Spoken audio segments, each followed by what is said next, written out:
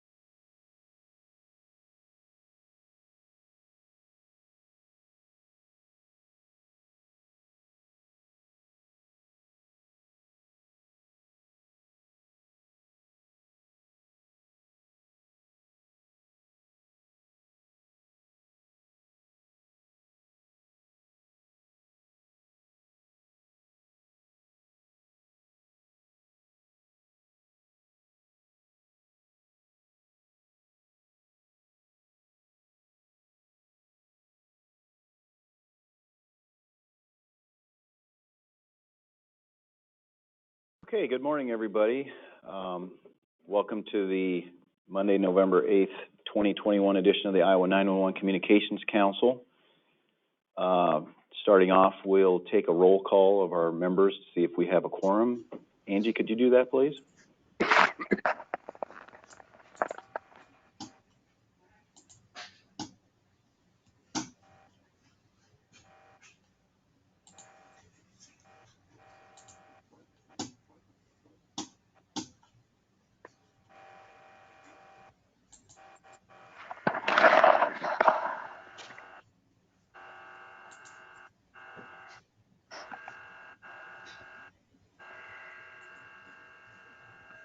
Can everybody hear me?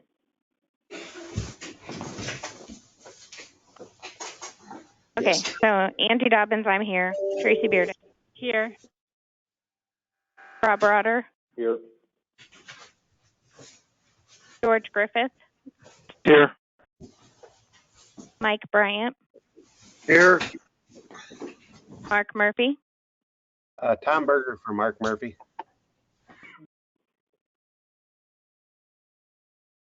Jeff Anderson, Here.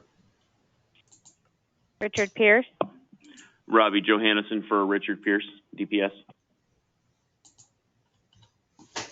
Rob Dennert, Here. Lawrence Hartpence,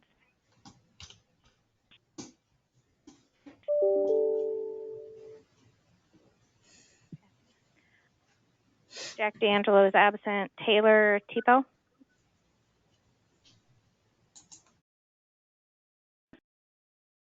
Steve Zimmer,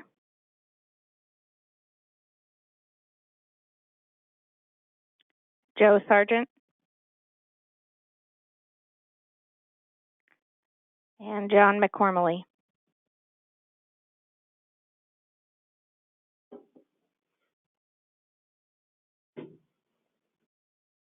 Okay, looks like we have a quorum. Thank you.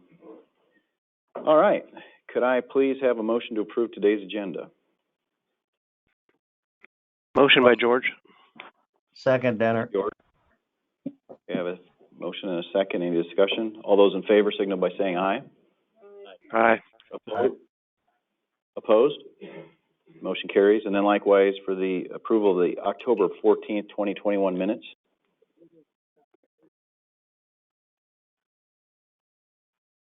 So moved. Motion by Bearden. Thank you. Do I have a second? Second by Denner. All right. Any discussion? All those in favor signal by saying aye. Aye. Against? Motion carries. Okay, Blake, do you have a report for us? I do. For those in the room, I'm going to pass out the quarterly financials, and I'll get it displayed here on the screen here in just a second. Just, send it around.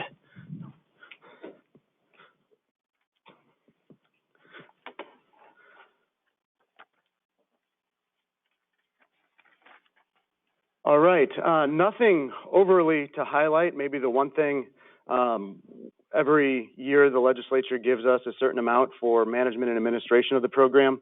That amount is $250,000, and at the beginning of every fiscal year, we make sure to reflect that on the quarterly expenditure report. So you see that coming out as far as HSCMD funding. Just above that, you can see the total surcharge that we received during the quarter. $226,000 was claimed for wireless cost recovery, $2.3 million in network expenses, and you can see that detailed out there. PSAPs received $4.5 million in quarterly surcharge, and that's at 60% of total revenue.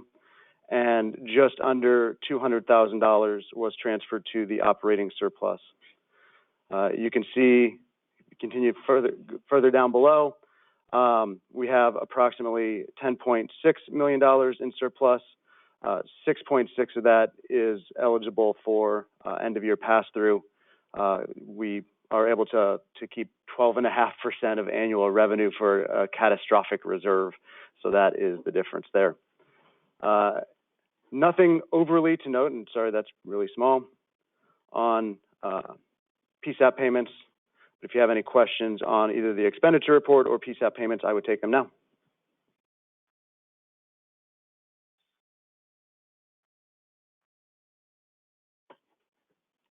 Okay, not hearing any, I will move into the rest of my briefing. One significant update, I talked about this at Iowa NENA. We did a report on it throughout the summer. There was legislation introduced last year in Iowa that would have addressed cost recovery. NASNA is the association of my peers. It's the National Association of State 911 Administrators. They filed a petition with the FCC to have the FCC rule on where the demarc is between the cost responsibility of service providers and states or 911 authorities. So this is very similar to the wireless King County ruling back in 2001, but this would address all carriers to include wireline. So that really kind of gets to some of the discussions and that we've been having within the state of Iowa as far as who is responsible for what, who is responsible for getting the call into the entry point of the 911 system. So NASNA has asked the FCC to rule on that. No timeline that I know of. Not even really 100% sure what the process will look like at the FCC. But some of these discussions that have kind of been percolating for the last year or two in Iowa are kind of now bubbling up with the rest of the nation. And you know, it is into the formalized process to kind of help make those declarations and clarify cost relationships. The other part of that petition asked the FCC to provide guidance on phases. And if you remember the text to 911 rollout that we did, very similar to that, where there would be a registry and states or PSAPs could say to carriers, we're ready for text to 911. So there are still a number of steps for full next-gen 911 implementation. And you can see kind of some of those phases that were suggested by NASNA that would like the FCC to make kind of official as far as a registry. And I put an arrow on there as to where we're at now. The EZNet is receiving 911 calls from this is mostly wireline providers through a legacy network gateway. The next step, and we're starting to have some discussions about what this looks like, would be, we would, you know, if this were in effect, we would notify the carriers that we're ready to receive those calls in SIP format. And then the next step would be the EZNet is ready to receive calls in NG911 format. So NASNA has asked the FCC to basically make that official, make there be a registry for states to be able to tell carriers when they're ready for those type of technological transitions. So it's kind of a big step, and like I said, it's a discussion that has been going on here, but also in other states. So this kind of formalizes those discussions, so they're not in back rooms anymore. They're official through the FCC, and we'll see, like I said, where that goes. But I'll make sure to keep everyone up to date. Any questions on that? Update on the NextGen 911 grants, and I've updated you for a number of months on this as well. If you've been following along with what Congress has been doing, they have kind of broken their infrastructure package into two separate bills. The Next Gen 911 grants are actually, the language for that is in the Build Back Better, which has not been passed. If you were paying attention, the infrastructure bill passed last week. The 911 grants were not part of that package. Also, and unfortunately, as part of the Build Back Better and some of the negotiation that has been going on within Congress, that starting point is significantly lower on what the total could be. At one point, there was $15 billion in Next Gen 911 grants. That's down to $500 million. To give you an idea of what that could mean for Iowa, kind of using the same formula that they've used in the past, when that total was $15 billion, that would have meant $300 million for Iowa. Now that it's down to $500 million nationwide, that is $11.8 million, so a significant decline in that, but still a lot of money. Still fingers crossed that that gets passed, and I will, again, keep you up to date on that. For a while, we have talked about the need for 911 leadership training in the state. This would be, something other than the 40-hour basic, something really geared towards local 911 administrators, local 911 service board members. There's just really kind of been a gap on training at the state level for that type of position. So Allie and I have worked with a number of folks as part of the strategic plan work groups to roll out 911 leadership training. We're doing a dry run of that later this month with the work group. So we'll basically put on the training for the folks on the work group. It's at the moment 6 hours. We'll see how that goes. And then we're looking in January to hold that formal class for the first time. So for anyone that's new and really, frankly, anyone that's been in the position, it would be a good opportunity to take that course.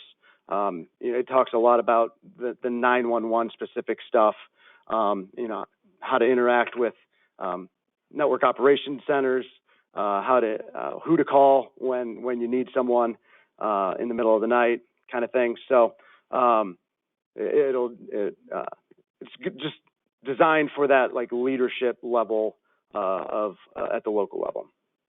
And I'm going to turn the next bullet over to Allie to talk about the shared space that we're also rolling out. Can I ask a question? Yeah, go for it. So when you're talking about the grants going from 15 billion down to 500 million, does that affect any plans that you had to use that money? As far as is it going to make it towards things that won't be done now? Yeah, I think it definitely does. I was starting to build a wish list. Some of that stuff is definitely still doable.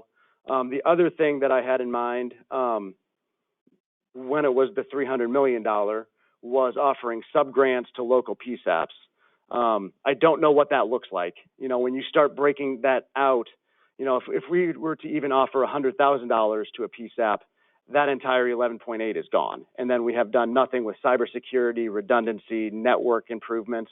So I don't know. I would like to still offer local sub-grants as part of that, but we'll have to see how that actually comes to be. And there are also still network enhancements that need to get done as well.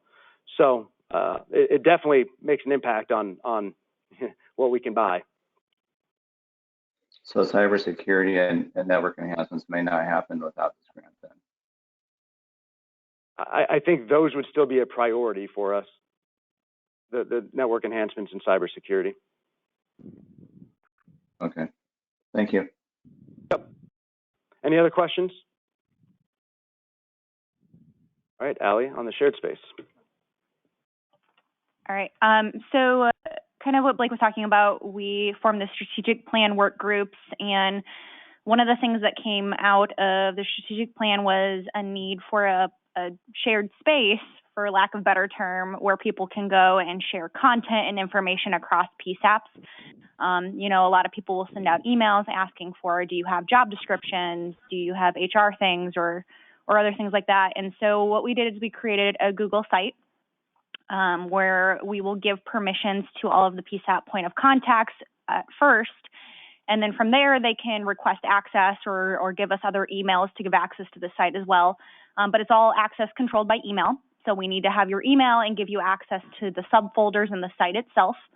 From there, you can download and upload content to share or use as needed from a bunch of different topics. So we have human resources, training and exercises, public outreach and communications, facilities, operations and plans, and then we have 2 other sections where it's unique Iowa 911 program resources and then national resources as well. So this week, you'll start seeing a bunch of emails.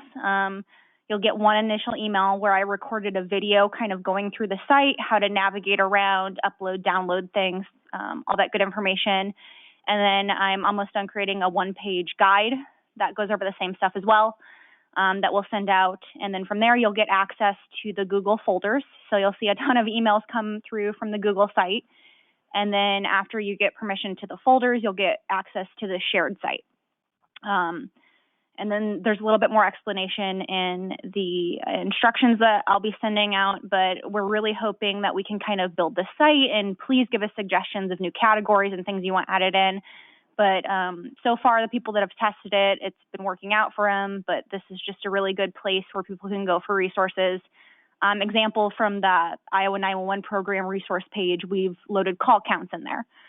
So instead of having to email Blake or I and be like, hey, what are our call counts, or I need this piece of information, it'll now be on this shared site, and you'll have access to access it whenever you want, on your phone, on your computer, however you want to access this site. Any questions on the site?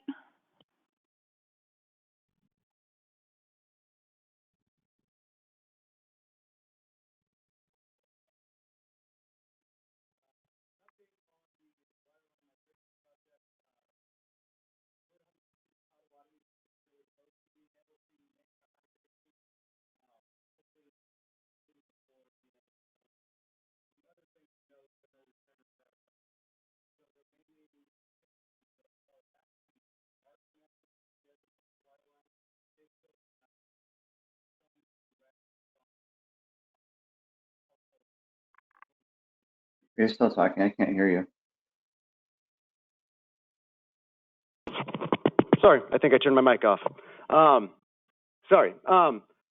go ahead and repeat what I was saying. So Pottawatomie County is very close. We're hoping to get that one migrated by the end of the calendar year. And then just as a reminder on the other 6 counties that you see listed there as not complete, some of their traffic is going over the EZNet. However, some of their telcos are still direct trunked into their PSAP, so it's not 100%. That as well is somewhat tied into the cost recovery discussion as far as who pays for what to move it. So more discussions there and really kind of a holding pattern on those 6. But Pottawatomie County is close to being 100%. Fingers crossed that happens by the end of the calendar year. GIS grant information, 13 counties met the benchmarks in October. You can see so far through 4 months, 60 counties, or about 2/3-ish, I'm really bad at math, have met the benchmarks for period 1, and you can see the total there. Also of note in red, in December or January, we're going to start loading the GIS information to begin to start using the GeoMSAG. So that's kind of the beginning of using that GIS data that we've been working on now for a number of years. Public Education and Training Fund, we did receive 1 request for your approval or consideration later in the meeting, $3,000 for Shelby County for the NENA Tactical Dispatcher course. And do we have Lynn or someone from Zetron on the call to cover the shared services? Yes, I am. Lynn Warren is here. If you'd like to go to the next slide, thank you. So we've had a busy month. Black Hawk has gone live with their call taking and their MAX PBX on October 27th. Hardin County went live last Wednesday on November 3rd. Story County will be live this Wednesday on November 10th. And we have Johnson County scheduled to go live on December 8th. We had, you can see there, 2, 4, 5, 10 PSAPs sign up since last month. Ringgold, Chickasaw, Cedar, Taylor, Guthrie, Adair, Madison, Adams, Union, and Clark. So we're getting those all scheduled for next year. Next slide, please. This is a pictorial representation of the ones that are yellow are signed up and will be deployed in coming up months, and the green ones are already live. The next slide. As always, we have a monthly newsletter that comes out. If you're interested in being added to the distribution list, send me an email at lwarren@zetron.com and I'll get you added to the list. Any questions? Thank you. And that concludes my brief as well. Any questions for me? Okay, Blake, thank you. All right, moving on, training fund requests. We do have the $3,000 request from Shelby County. Is there anyone from Shelby County that wishes to speak on this training? Yes, this is Jordan Sanders. I'm the Assistant EMA Coordinator over in Shelby County. We have Nina coming in November 22nd to do a tactical dispatcher course. It's a one-day course. It'll roughly cost $4,500. We were just trying to help offset the cost by about a third. I have roughly 20 people signed up, hoping to get some more here. So if anybody's interested, please shoot me an email. I'd like to get 30 in there. So. Okay. Thank you. Anybody have any questions? Okay, then I would entertain a motion to approve the $3,000 request from Shelby County. Motion to approve the $3,000 request for the NINA Tactical Dispatch course for Shelby County. Bearden. You do I have a second? Second, Johannesson. Any discussion? All those in favor signal by saying aye. Aye. Aye. Again, same sign. And motion carries. All right. Going on to other reports. Chris Myers is in the room. Could I get an update on the Iowa Interoperability Governance Board, Chris? Yes, thank you, Mr. Chair. Once again, I want to thank John Benson and Blake DeRucci, John Paoli and Allie Bright, and HSCMD for letting us host the two meetings here today. Enjoy coming to the State Emergency Operations Center in a non-emergency setting, and of course, the facility is absolutely beautiful as well. Do want to start with a national update for the group today. You may recall last year there was a debate nationally about what to do with 4.9 gigahertz. The FCC came out with a ruling that would have changed the way that spectrum is assigned and allocated and used. That change was eventually stayed and completely pulled. There has been some movement now at the national level again to potentially change how 4.9 is allocated. This is one of those things where, we commented on it last time. As a state, it would probably be in our interest to comment on it again, since we do have about 55 active licenses in the state of Iowa that use 4.9 for backhaul. Had a chance to sit in on some national level meetings with a few different states, and we may have an opportunity to jump on to some other states' comments for that potential rule change. This would include state of Maryland, District of Columbia, Pennsylvania, Indiana, and also possibly South Dakota. So we may do this as a collective effort as opposed to Iowa submitting its own comments. A lot of times with those joint filings like that, they tend to carry a little bit more weight than an individual state. So I will let you guys know how that transpires. I believe we have about 3 weeks to get our comments in. So I'm going to be actively working with them over the next month to get that done. Update on the information sharing framework project. Blake and I have met with Rob Dew and CISA and identified an area of the state where we would like to run that pilot program. We've asked the stakeholders if they're willing to participate, and so far everybody has said that, yeah, we're in. So we're very optimistic that this project will get going here shortly. It's going to start with some data gathering and then drafting of a white paper, and then we'll see what comes from that thereafter. So we're excited about this project, and it is off the ground, and I'll keep the council updated on its progress. Some more updates on ISICS. I believe routine preventative maintenance is nearly complete for calendar year 2021. Again, if you're not receiving emails from Scott Richardson, do you want to jump in, Blake? Okay, sorry. If you're not receiving emails from Scott Richardson about the maintenance, please get in touch with us and we'll get you on that mailing distro list. We want to make sure that if we do have to have a site go down temporarily for maintenance, that the people in the area are aware of it. Of course, any site that gets taken offline for maintenance also gets posted on status board under the site status tab, so that resource is also available. Continuing on with status board, we're super close to starting the update process for that program. There's one final item to address with the MOA, and then that'll be going. Once that is complete, we'll start working on our updates. For those of us that are here, that will hopefully include mobile browser compatibility, so you'll be able to run it from a smartphone.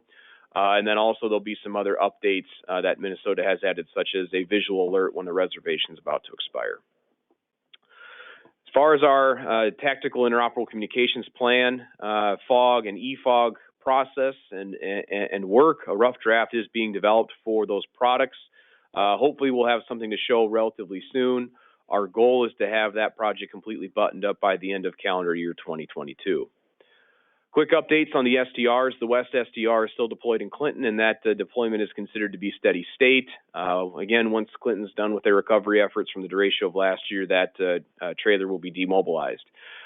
New for this month, though, the Central SDR is being deployed to northern Iowa to assist Hancock County with some paging during an update to their communication center. So both the West and the Central are currently going to be deployed for the next several weeks at a minimum.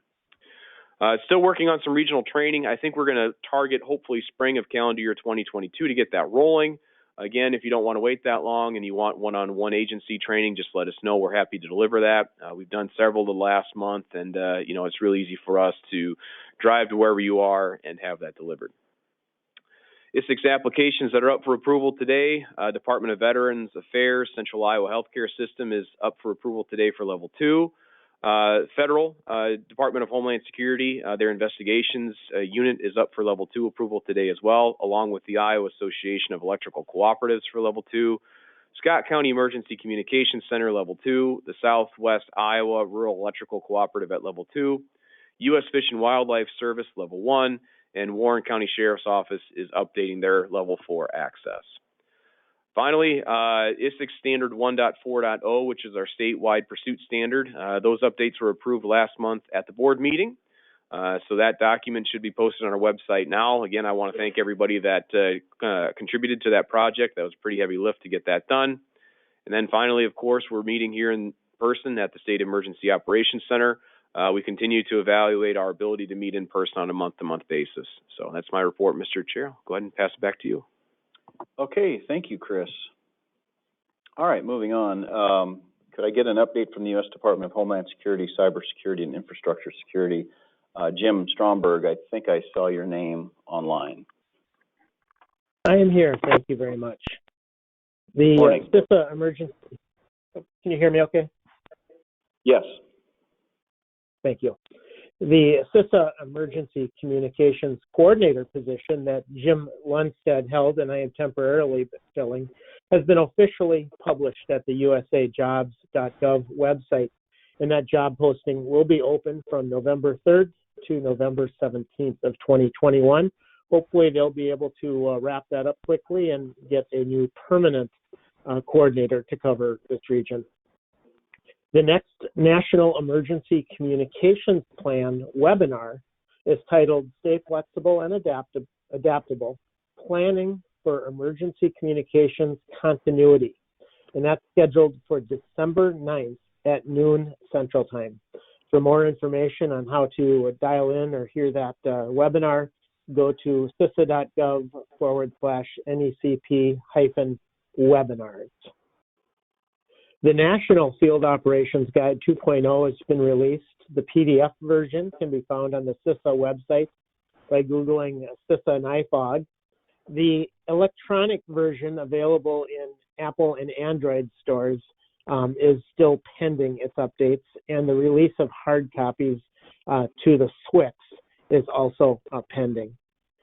In the biannual SAFECOM NICSWIC conference that we talked about last month's meeting, that's scheduled for December 13th has been canceled, and it does not appear that there will be a virtual option this year. And finally, November is the Infrastructure Security Month. All month, CISA is going to be emphasizing the importance of the security of our nation's critical infrastructure, which of course includes public safety communications. That'll conclude my report. Thank you.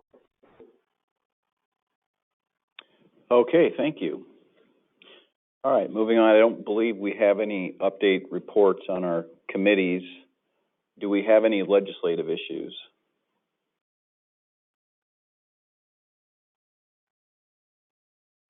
Okay, hearing none. Do I have any information sharing by council members?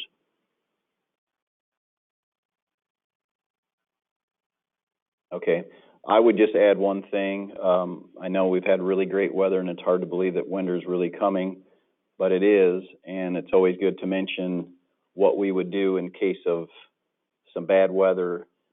We certainly have the capability of holding these meetings virtually, and unless something really disastrous would occur, I think we could probably do that. But it would be my intent to touch base with Blake within about 24 hours before our meeting so that we can give people a heads up that if you were planning on attending a meeting in person, that we would be able to tell you whether that was actually going to happen or not. So just keep an eye on your emails when weather turns. And remember, this is a state council, so what might look sunny on your side of the state might not be so much on the other side. So, but I will do my best to get that out as soon as possible if we do happen to cancel the actual meeting or both actual and virtual meetings. So just a heads up on that.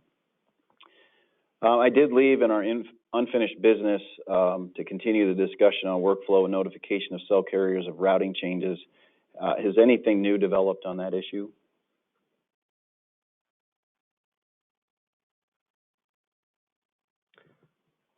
This is Lawrence. I'm not sure what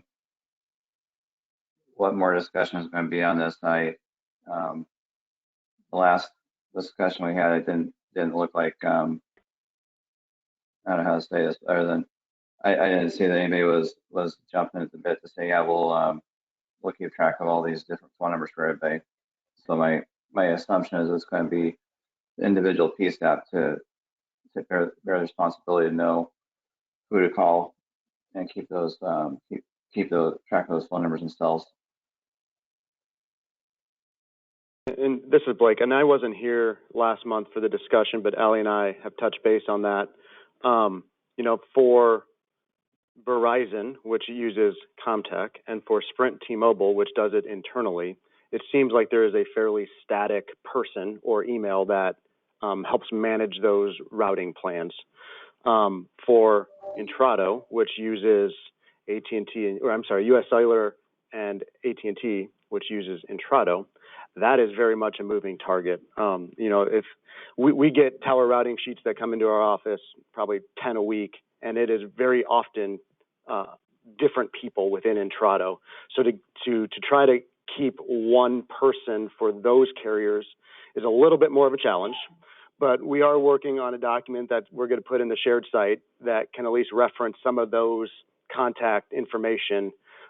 So when there is a change to a wireless routing plan, it's a little bit more readily available for folks, and we'll try to keep that up to date as possible. But just as a reminder, the US Cellular and AT&T through Intrado is a little bit harder to make sure you get to the right person. So follow up is key as well. One email is never usually enough. Okay, Blake, thank you. Thanks, Blake. Blake, anything Rob further? Tanner. Yeah, Rob. Another bit of information that would be nice on this sheet that's being developed, not only for the wireless carriers, it may be useful to include for the VoIP providers, particularly this new one, Bandwidth. I think that was the name of it. Right. That some businesses are using, some VoIP providers are using Bandwidth for their Annie Alley provider. Yeah, that's a good point, Rob. And, you know, it's one of those things that I think in the background we probably could have known or should have known when Westcom incorporated another jurisdiction. But you know, as far as the state goes, it was really the first time since the wireline migration that we had to deal with VoIP and making sure that was good to go. So we struggled with, knowing how to advise you on that, but definitely some lessons learned. And I think you're right that both, with all of that traversing now through Comtech, it's all on the state program to have some contacts and some advice on how to do that and navigate that a little bit more smoother than what you experienced. Thank you. Yep. Okay, anything else? Okay, I don't have any new business or travel requests. I do have one thing. Yes. Can everyone hear me? Okay, this is Robbie Johannesson with Iowa DPS. Just want to tell folks that Rapid SOS will have a training at the State Patrol District 11 and Cedar Rapids State Radio on Thursday, November 18th from 9:30 to noon. It'll also be an information sharing meeting as well.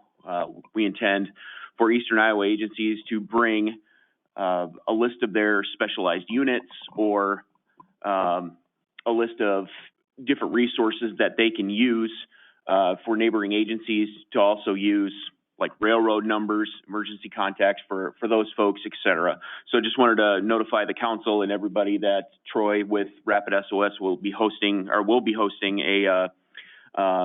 a Rapid SOS training, which has been a phenomenal resource for those who have it.